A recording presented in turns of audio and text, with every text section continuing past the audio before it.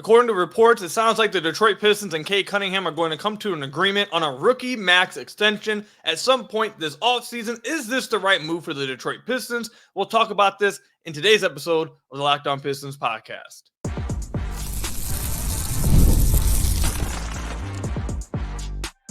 You are Locked On Pistons, your daily Detroit Pistons podcast, part of the Locked On Podcast Network, your team every day.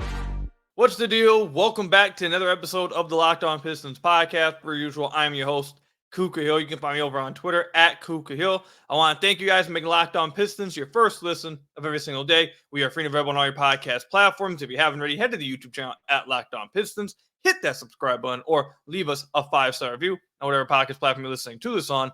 That's another great way to support the podcast. Later on, we'll talk about should the Pistons even be considering drafting another non-shooter. And then also, I had a question asked by a few of my listeners asking what happens if the Pistons do wait until maybe this upcoming season's trade deadline or next offseason to really make any big changes. We'll go down that pathway and what that pathway looks like a little later as well. But we're going to start off with the news that came out a few days ago. I already had a few podcasts lined up, a few ideas lined up, so we didn't talk about in the last two podcasts, but obviously we were going to get to it. I feel like this is kind of expected news, which is why I wasn't, rushing to cover it. I feel like this is really expected for a lot of people who've covered the team or have been following the team. But James Edwards III has reported a few days ago, like I said, that it's incredible that basically this is exactly what he said, but basically it's likely that the Pistons and Cade are going to agree on a rookie max extension. He used the word 99.9% sure that's going to happen. Now, rookie max extension for Cade right now. Now, if he were to make, let's say if he made All-NBA team next year, one of the three All-NBA teams, then the contract would go up. But as of right now, since he has not made an All-NBA team, you are looking at a 5-year, $226 million contract. Remember, this is a contract that we talked about with Keith Smith I think about 2 weeks ago. We had that salary cap episode with Keith Smith. He broke down all salary cap things related. But yeah, 5-year, $226 million for Cade Cunningham. It would be 25% of the Pistons salary cap. So the question that comes of this is, and it's been a talking point a little bit, not even just in Detroit, but I've seen some people outside Detroit talking about this. But the question obviously is Cade Cunningham worth the rookie max extension? Should the Detroit Pistons be looking to give him that max extension? And how should fans feel about Cade getting a rookie max extension? So, I think a lot of people are going to know where I stand with this. I think Cade 100% is worth the max extension. I think the Pistons should be working to get that done immediately, because I think he is their franchise player. He is who they're going to build around. And I thought the season that he had this past season warranted belief in what he's going to become in the future. The situation that Cade was dealt this past year was horrible. And it wasn't just Cade.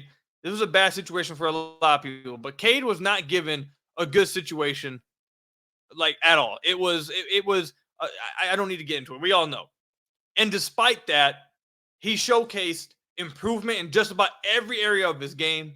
He had stretches of the season where he was insanely good. Like that stretch at the end, I believe December, when he went like 7 straight games with 30 points.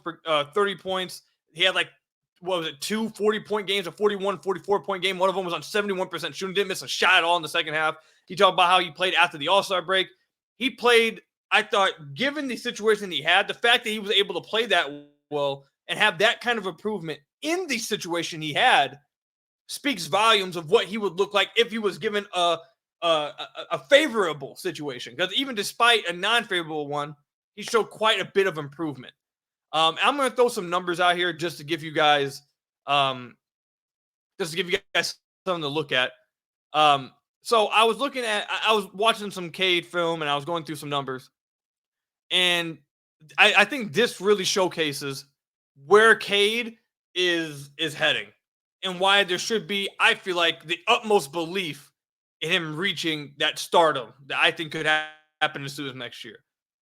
This past year, again, this is a Cade who dealt with very little spacing, if at all. I know a little bit after the trade deadline got better with Simone, but then he got hurt, and it was bad spacing, non-functional lineups. We talked about that last episode. There's a really tough roster, very questionable coaching, which we still have a resolution on the head coaching stuff. We'll probably talk about in the next episode some further stuff with that. Stay tuned for that. But this overall bad situation, despite all of that, this past season, Cade ranked in the 74th percentile on all jump shots off the dribble. All jump shots off the dribble, 74th percentile. So what that means and what that says to me is that he's able to create a shot for himself, hit tough shots off the dribble without being created for. He's not having other people create for him. And despite that, and despite the spacing that he dealt with, he was one of the best off the dribble shooters in the entire NBA. To add on to that, he shot 50.5% on off the dribble 2-point shots. I'm going to say that again. He shot 50.5% on off the dribble 2-point shots. That's fantastic. Like, I don't know how else to say, what else to say about that. Shooting over 50% on off the dribble 2-point jump shots is crazy. That's crazy. So that, like I said, that's crazy. To add on to that, he shot 37.3% open catch and shoot threes. The last 51 games of the year, he shot 36.1% on pull-up threes. The last 51%, or not 51%, but the last 51 games of the year of his season, he shot 36.1% on pull-up threes. So his jump shooting basically has taken that next step. I think there's even I definitely think there's another step he could take. He could be even better as a shooter, but that jump shooting improvement and that jump that everyone was waiting for, that happened. Like that jump shooting progression happened this past year. Not only from three, but off the dribble from three, off the dribble mid-range, like all of it. Jump shooting wise, he took that step. Cade is an improvement finishing around the rim, which I think would come with better spacing, but improvement finishing around the rim and or improvement in turning some of those shots around the rim into free throws from taking a massive leap as a star next year. Massive leap. He already has the jump shot. He has the three-point shot. He has the self-creation. He has the pull-up mid-range. He has all of that. The ability to work in the pick and roll, the playmaking out of the pick and roll. This past year, 685 possessions as a pick and roll ball handler, ranked in the 62nd percentile. With the roster he had. That's taking into account passes out of the pick and roll, feeding guys that weren't hitting shots. Despite all that, ranked in the 62nd percentile as a pick and roll ball handler. He ranked in the 64th percentile as a spot-up shooter. He ranked in the 63rd percentile coming off handoffs. So this is he has a lot of parts of his game has already taken that step. If he improves as a finisher, which I know that's something he's working on, getting stronger, some lower body strength. I know for a fact that's something he's going to be working on. If he's able to improve that, and I also know he'll be working on foul drawing and how to absorb contact and try to get more free throws. If he's able to do either one of those things, he is going to average 26 plus points per game next year on incredible efficiency because the jump shooting's there, and he's a good free throw shooter. So that's really the area of his game that you're really waiting on and that he needs to improve upon. He wasn't a very good finisher this past year, and he didn't do a good enough job. He got a little better, but still not good enough in drawing free throws. So if he's able to add that, I don't think this is even going to be a question next year. Like, and I see some people talking about him being one of the most underrated players in the league. He definitely is because of the situation he's in, because of the roster he's had. A lot of the win-loss is what's going to be held against him. That's how it works, especially being the number one overall pick. Even if I think it's unfair, that's the kind of pressure that comes with it. You got to have wins. And it is what it is. He's not going to get respect until he wins. Even from some of the own fan base, he's not going to get respect until then. But in a situation like this, I talked about how well he played this past year. And that is a big part of it, obviously. The improvement that he took should be a big part of what's going on, obviously. But the other part of this that I should have spent a little more time on this. But in a Pistons situation, when you have a number one overall pick that is progressing, that you believe in, and that you want to build around, even if it is not, like when guys hit this point, and when I say hit this point, I mean like this point on their contract negotiations, it's not about the player they are right now. especially if you are a small market like Detroit is in the NBA. Now, I know people like to say, oh, Detroit's not small. Look, the Pistons are a small market in the NBA, okay? When you are in this situation, you lock up that player long term. Because once you have a player with that chance, with that potential, with that ceiling that you drafted, when you have that chance, you lock him down long term. Because you don't have a better option, one. Two, like I said, he's shown that progression to believe in. And three, if you don't, you risk ruining that relationship. And that's something I feel like a lot of people need to understand.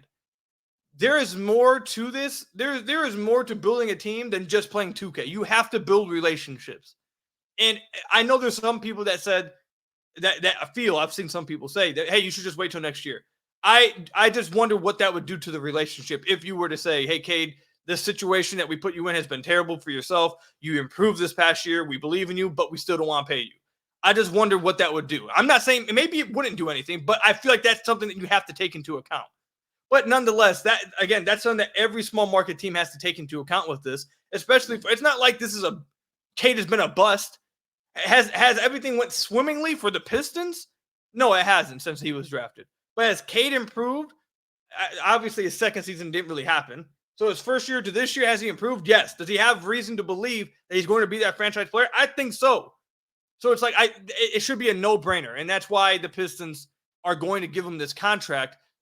25% of the cap, he's your franchise player, you pay that. Long term, if you believe in his future, you pay that. It doesn't matter about what he is. If you don't think he's a superstar right now, that shouldn't matter.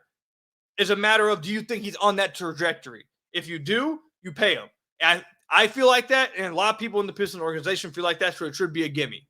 And to wrap it up, 25% of the cap, paying him that, next year he'll be getting $14 million still, so it doesn't come into effect until 2 years from now. And even then, that should not impact your flexibility and your ability to get players. You still have 75% of the cap. That shouldn't stop you from doing anything.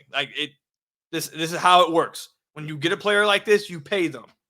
That's just how it happens. So I think he's worth it. But I want to hear from you guys. I know this is probably going to be a heated discussion in the comment section and in my DMs. So let me know, is Cade Cunningham worth an extension, the rookie max extension with the Detroit Pistons? Let me know in the comment section down below or over on Twitter at Kukahill.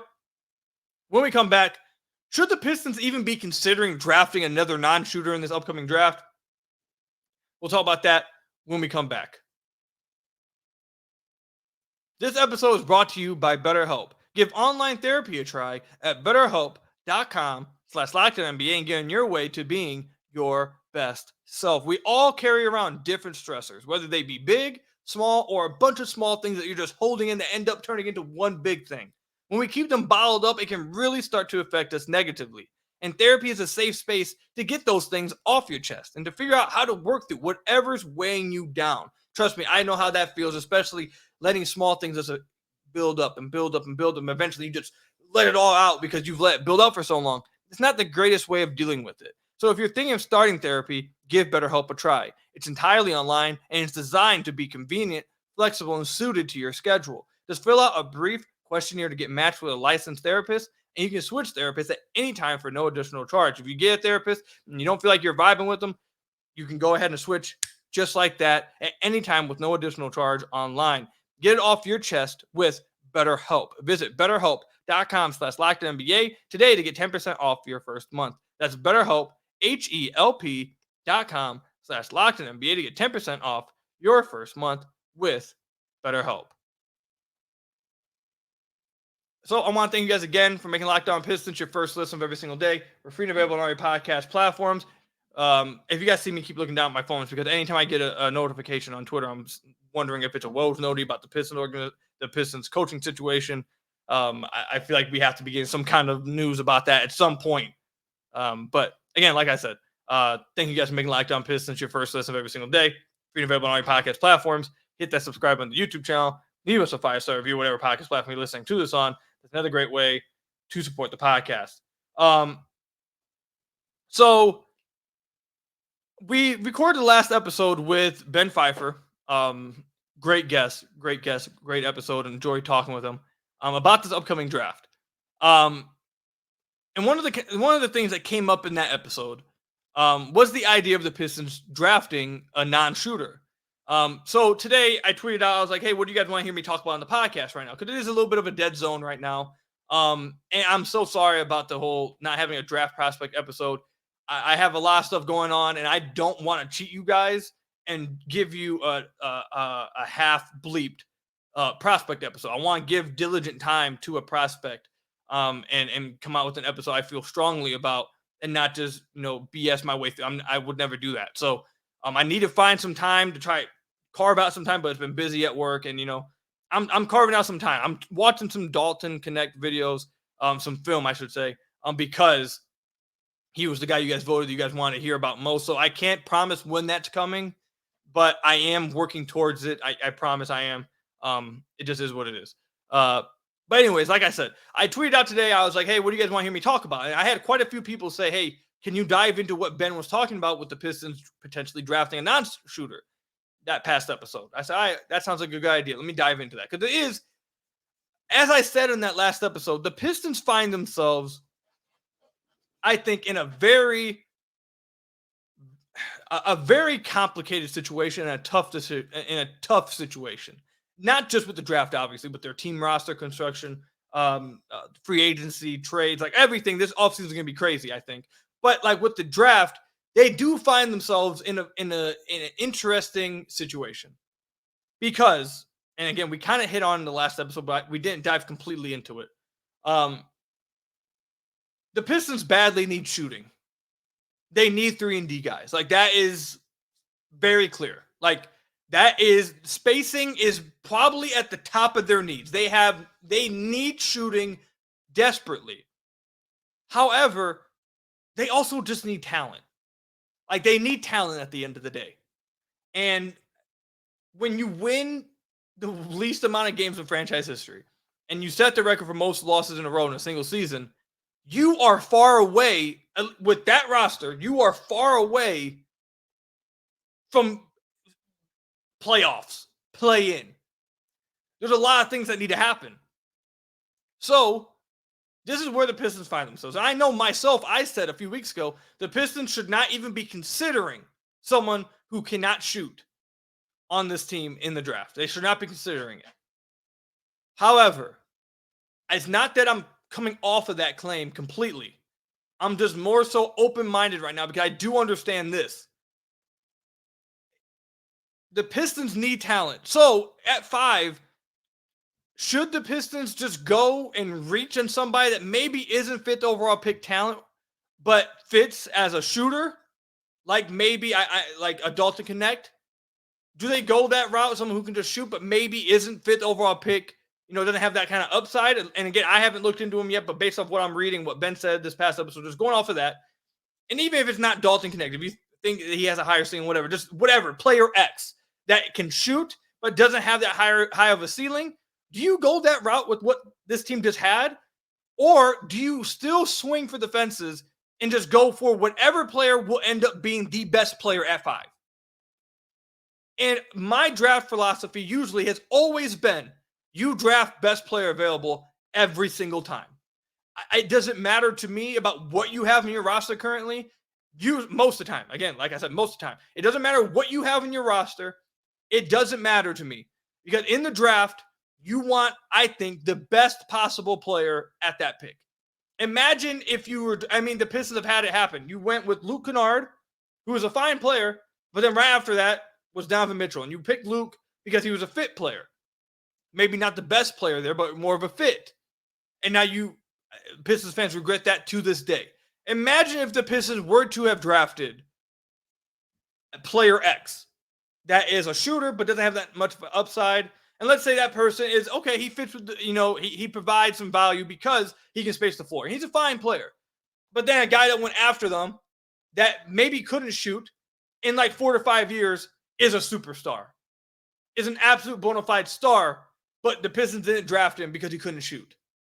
How do you feel then? I know how Pistons fans would feel then. It would be another talking point about the Pistons drafting being trash. Like that's just the realization of the situation. So I don't think there's a wrong answer here. Whatever side you fall on, I understand both sides. Because the Pistons have took swings the past 4 years it seems like on the best player available and not necessarily a guy who can shoot, that can space the floor. They've done it with going all the way back to Killian Hayes' draft. He obviously was the upside swing. They missed. They did the same with, Cade wasn't, he was a bona fide one, so Cade. But then you got Jane Ivey, he's a swing. Jalen Duren, he's a swing. Asar Thompson, he's a swing. Like, they've taken those swings and not necessarily focus on the best fit. So now, like you had last year, you run into some problems if you don't perfectly surround them with the right roster. And even, again, those 4 guys don't really fit the cleanest. So now, heading into year 5, do you say, like, okay, we need to go more fit? I understand that argument, but again, I really don't know where I stand with it. I don't have a position yet because it's just like I said, my overall draft philosophy is always best player available, because in a few years after that draft, if you see that you missed on somebody simply because you went for a fit and that guy turns out to be a star, you're going to feel like crap. Like, that's the truth. However, there's the risk of, if you do draft another non-shooter but has the higher ceiling, 2 things. One, will that person be in a situation with the Pistons with the already core that they have? Let's say they keep all the guys, because again, this could have a trickle down effect to where if they draft someone, they trade all the other guys. Like, all kinds of stuff could happen. But let's just say they keep the core guys right now and they add another non-shooter because of the ceiling, because of the upside, because of the best player available. Is he going to be in the best situation to actually get to that ceiling? Will he have a chance to get to that ceiling in the situation where all these guys may not necessarily fit? They have a lot of talent, but can they reach their upside? And then also, if you're giving Cade a rookie max extension this offseason, which it sounds like they're going to, do you want to add some more uncertainty to the immediate future in that route? And can you reasonably add the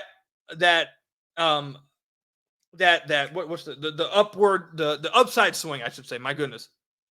Can you do that and at the same time build a roster that helps you win next year, but also puts all those young core guys that you just added that may not fit, that may not fit together, and help them develop? Like, there's a lot of stuff that goes into it. And each decision, like we've talked about many times in the podcast, each decision the Pistons make this offseason is going to have a massive trickle-down effect. Like I said many times, there is, I feel like, 2 pathways. There's 2 roads initially that the Pistons can go down. And whatever road they go down, after they go down that road, there is an immediate crossing where you can take 4 different exits. And if you take that exit, then there's 4 more exits that you can take. Like, there's so many things that just one decision will have an effect on. So it's hard to talk about this. And again, it is hard to have a firm stance on either side, because I really do see both sides. But where I'm leaning towards right now, I think for this Pistons team, this is not final. This is just where I'm leaning right now. But I think I lean towards you got to draft somebody that can space the floor. And again, that's just where I'm leaning right now. I may change that, because again, it really pains me to say that, because my overall philosophy is always best player available. But I just have questions on, if you get the best player available, will that guy even have a chance to develop with this team if he's just added to a situation that no one really fits together? And it's just about, we have a bunch of talent, but they don't really fit, and we don't know how to really develop them all together. We don't have guys, getting the best out of each other. That's my biggest concern with this. Now, maybe they draft a guy that they are higher on. Maybe Trajan drafts a guy at Cade or at Ivey's position that he's higher on than Ivey, then he moves Ivey. Or maybe he drafts someone at Asar's position that he's higher on, then he moves Asar. Or a Duren, like, same thing. Maybe that happens. Again, trickle-down effect. But as of right now, I just don't know where I want to plant my flag at. But I'm leaning towards, it's too risky to take a guy that can't space the floor and wouldn't necessarily fit the best with the other guys. But that's where I'm at right now.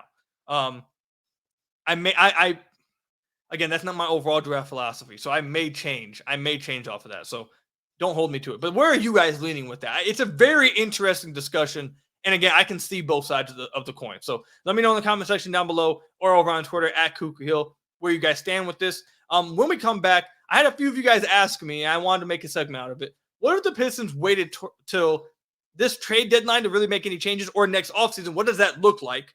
We'll talk about that when we come back. Summertime means baseball, the NBA Finals, and more. You can bet on all of that on FanDuel. Right now, new customers get $200 in bonus bets with any winning $5 bet. That's $200 you can use to bet everything from the Finals MVP to who's going to hit one out of the park. And for me, I think if Jason Tatum can just close this out with some efficient games with how he's played everywhere else, that's who my Finals MVP would be. But again, you can bet on anybody. Jrue Holiday, Jaylen Brown. Heck, if you think the Mavericks are coming back, Luka Doncic. But you can do all that on FanDuel. Visit FanDuel.com/lockedon and add a big win to your summer bucket list. Again, that's FanDuel.com/lockedon to get $200 in bonus bets with any winning $5 bet. Visit FanDuel.com/lockedon. FanDuel, America's #1 sportsbook. So I want to thank you guys again for making Locked On Pistons your first listen of every single day. Free and available on your podcast platforms. If you haven't already, hit that subscribe on the YouTube channel or leave us a 5-star review, whatever podcast platform you're listening to this on. That's another great way to support the podcast. So I had a few of you guys ask me, what if the Pistons, what if Trajan comes in, my goodness, and says, you know what, I'm not going to make any moves with Ivy, with Duren, potentially Asar. I'm not moving off any of those guys until the deadline. At the very least, I'm going to give them to the deadline and see what they look like, and then I'll move them then. Or maybe next offseason. I'll give them this season, see how they look, and then I'll move them next year. What does that look like? What does that pathway look like? And I think the way I think that pathway would go is, I think that I think all three of them may come off the bench in that pathway. I think they go out and pursue the names that we've heard, a Malik Monk, a Claxton, bring back Fontecchio, maybe make a trade with the 5th overall pick, add another wing guy to the rotation, to a starting lineup potentially. And they allow these guys to play off the bench and try to show their value in limited time and show improvement in limited time coming off the bench. And if guys, maybe, again, it's not so much about their numbers. If their numbers aren't, off the charts, that doesn't matter. It's a matter of, okay, so let's go through each one. Like, let's say with Ivy, it's more so, okay, in this limited time off the bench, and by the way, in this situation, they definitely need to get a backup point guard. Because if you're putting Ivy as your backup point guard, you are going to be setting him up to fail. He is not a primary point guard facilitator. He doesn't make the correct reads all the time. He shouldn't have that type of pressure on him. He doesn't make accurate passes all the time. His reads aren't always there. Like you are. He is an off guard that can thrive off of that, and is a scorer. That's what he should be, with the ability to make some plays off playmaking. But he should be a scorer. So, anyways, you get a backup point guard. But let's start with Ivy. So in this situation, it wouldn't be about, hey, is he scoring 20 points off the bench? It would be, okay, is Ivy showing the ability to hit open threes? Is he showing the ability has he improved his three-point shot? Has he improved in his decision-making? Is he making reads faster? Is he making the right read faster? Is he throwing more accurate passes? Is he playing the right way within the half-court offense? And then defensively, obviously, is he improving defensively? Is he getting better on that end? That's what they'll be looking for. Is he improving around the rim? Is he becoming a better finisher around the rim? Is he actually taking advantage of his quick first step and athleticism? That's what they'll be watching for. Not necessarily his numbers, but if he can prove that, then he'd stay throughout the team. I don't think he'd be moved at the deadline. Same thing with Duren. So with Duren, it would be, with Duren, it would simply be defense, defense, defense, defense. Is the Pistons team, will that lineup be a terrible defensive lineup on the floor simply because Duren's out there? Is he going to provide any type of rim protection? Is he going to show any kind of effort defensively? If he's able to improve defensively and show a defensive groundwork to believe in, then they'll keep him. If not, then okay, then they probably would move him at the deadline. And the same thing with Asar. Asar would be, I think the main thing they want him to improve on, obviously, is shooting. But I think one of the main things they want to see him improve on is his ball handling, because they'd like to see him take on some secondary playmaking reps. Has he improved in his ball handling to where we can trust him in the half court? That we can trust him to run some offense and create for guys? Can we trust him with that? And then obviously, has he taken any steps in his jump shot, whatever? And then obviously Trajan would evaluate at that point. Okay, do we feel good about that? If we do, okay, we hold him. past the deadline, he's part of the future. If not, okay, maybe we move him at the deadline. And involved in all that is, like, I think would be limited minutes off the bench for both Ivy and Duren. I think Asar will get a larger role than those two guys next year, but that's just my feeling. Either way, I think all of them would probably come off the bench, especially if they got a non-shooting big man for defensive reasons in the starting lineup. I think they probably would consider moving Asar off the bench, but maybe the coach, if it's Monty, maybe Monty wants to keep Asar, or if it's a new coach, maybe that coach wants to keep Asar in the starting lineup. Who knows? We don't really know yet, but I think that's what it would look like. They'd go and get veterans to fill out the rotation. You'd have to get, I think, a backup point guard that can set the table for Ivy, for Asar, for Duren, to where Ivy doesn't have that type of stress on himself to create for everybody and be a point guard. I don't think he's a point guard, so I think you'd have to address that. You'd have to get defensive center, and you'd have to address like two of the wing spots, I think. In Fontecchio, you get Monk. I think you'd have to either – maybe they start Stu at the 4 again. I don't think you should do that. And also, can you run a lineup off the bench of backup point guard, Ivy, Asar, Stu, and Duren? Is that enough spacing? Probably not. Like, how would it work? Who are you staggering? But that's what it would look like. And I don't think that's an absolutely terrible way to go, a direction to go. It's not what I would do. I think everyone knows what I would do. But do I think that that's some terrible decision? No, I think there's some risk with that, because if they don't play well off the bench and they don't show that type of improvement, along with only being given 20 minutes a game, their value is going to get even worse than it is now, especially at the deadline. So there's risk to that road you go down, but it makes sense. I understand it. I don't think it's crazy at all.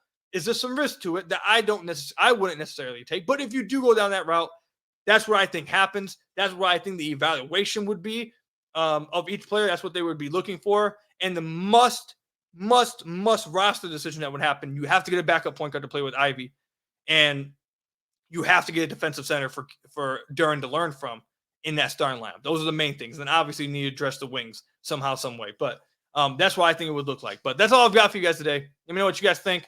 Comment section down below or over on Twitter at Kuka Hill.